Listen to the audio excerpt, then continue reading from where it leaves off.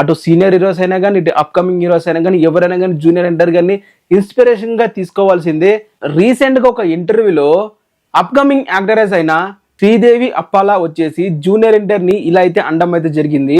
One of the interview వచ్చేసి టాలీవుడ్ లో power house అంటే ఎవరు మీకు గుర్తొస్తారు అండ్ టాలీవుడ్ లో పవర్ హౌస్ అంటే ఎవరని అడిగితే రామ్ చరణ్, జూనియర్ ఎన్టీఆర్ లేకుంటే అల్లు అర్జున్ ముగ్గురు ఆప్షన్లు ఇస్తే వెంటనే వచ్చేసి జూనియర్ ఎన్టీఆర్ అని చెప్పి సమాధానం అయితే ఇవ్వడం అయితే జరిగింది. జూనియర్ ఎన్టీఆర్ ఎందుకంటే తనను చూస్తే ఒక లయన్ లాగా కనిపిస్తాడు, ఒక సింహం లాగా అయితే కనిపిస్తాడు. సో జూనియర్ ఎన్టీఆర్ గారిని చూస్తే అదొక మంచి ఫీల్ అయితే ఉంటుంది, ఒక లయన్ లాంటి ఫేస్ అయితే కనిపిస్తుంది తన ముఖం చూస్తే అని చెప్పి అనడం అయితే జరిగింది. సో ముగ్గురు హీరోస్లో జూనియర్ ఎన్టీఆర్ గారిని పవర్ హౌస్ గా ఎంచుకోవడంలో గ్రేట్ అనే చెప్పాలి.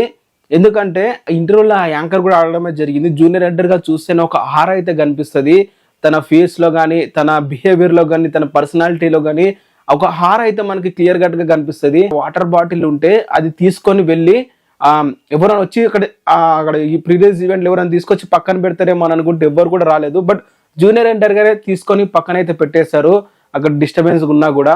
సో అంతటి సింపుల్ పర్సనాలిటీ జూనియర్ ఎన్టీఆర్ గారిది. అలాంటి హార అయితే దాని దగ్గర అయితే ఉంటుంది అని చెప్పి అయితే ఇంటర్వ్యూలో చెప్పడం అయితే జరిగింది.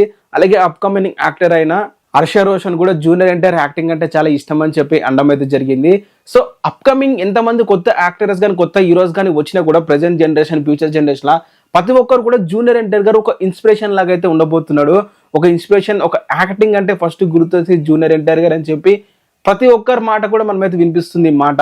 మరి మీరేమంటారు దీని మీద కింద కామెంట్ అయితే చేయండి. మరి మీ ఒపీనియన్ ఏంటి? టాలీవుడ్ లో పవర్ హౌస్ అంటే ఎవరు? Junior NTR, Allu Arjun and Ram Charan? కింద కామెంట్ చేయండి.